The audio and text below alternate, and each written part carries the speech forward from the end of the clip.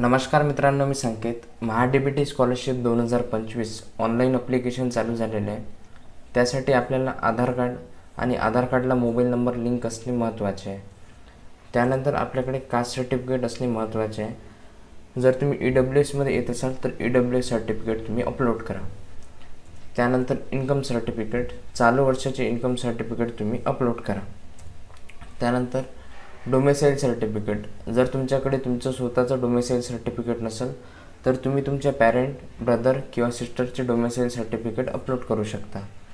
त्यानंतर bank passbook upload करताना आधार seeding आहे की नाही हे चेक करा. जर आधार सीडिंग डिॲक्टिवेट असेल तर तुमच्या अकाउंटवर पैसे जमा होणार नाही. त्यानंतर अलॉटमेंट लेटर किंवा कॅप लेटर, जर तुमची ॲडमिशन प्रोफेशनल कोर्सला असेल जसे इंजिनिअरिंग, ॲग्रिकल्चर किंवा मेडिकल तर तुम्हाला अलॉटमेंट लेटर अपलोड करणे महत्त्वाचे आहे. अलॉटमेंट लेटर हे तुम्हाला ॲडमिशनच्या टाईमला तुमच्या कॉलेजमधून मिळाले असेल. त्यानंतर करंट इयर फी रिसिप्ट किंवा बोनाफाईड, जर तुम्ही फर्स्ट इयरचा स्कॉलरशिपचा फॉर्म भरत असेल तर तुम्हाला फर्स्ट इयरची फी रिसिप्ट किंवा बोनाफाईड अपलोड करणे महत्त्वाचे आहे. त्यानंतर प्रिवियस इयर मार्कशीटमध्ये तुम्ही 10वी 12वी ग्रॅज्युएशनची मार्कशीट अपलोड करू शकता. त्यानंतर लास्ट क्वालिफिकेशन TC, जर तुम्ही 12वी नंतर ॲडमिशन घेतली असेल तर तुम्ही 12वीची TC अपलोड करा.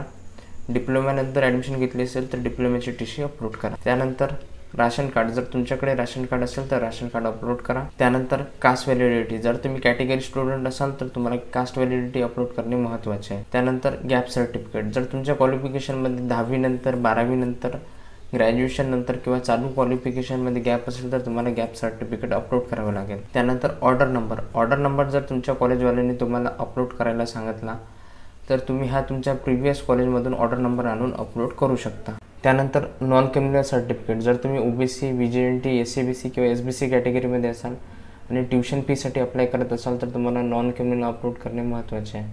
त्यानंतर हॉस्टेल फी रिसिप्ट, जर तुम्ही हॉस्टेलवर राहत असाल तर हॉस्टेल फी रिसिप्ट अपलोड करा. त्यानंतर हँडिकॅप सर्टिफिकेट, जर तुम्ही हँडिकॅप असाल तर तुम्हाला हँडिकॅप सर्टिफिकेट अपलोड करणे महत्त्वाचे आहे. जर तुम्हाला व्हिडिओमध्ये कुठला पण डाऊट असेल तर तुम्ही कमेंटमध्ये मला विचारू शकता. धन्यवाद.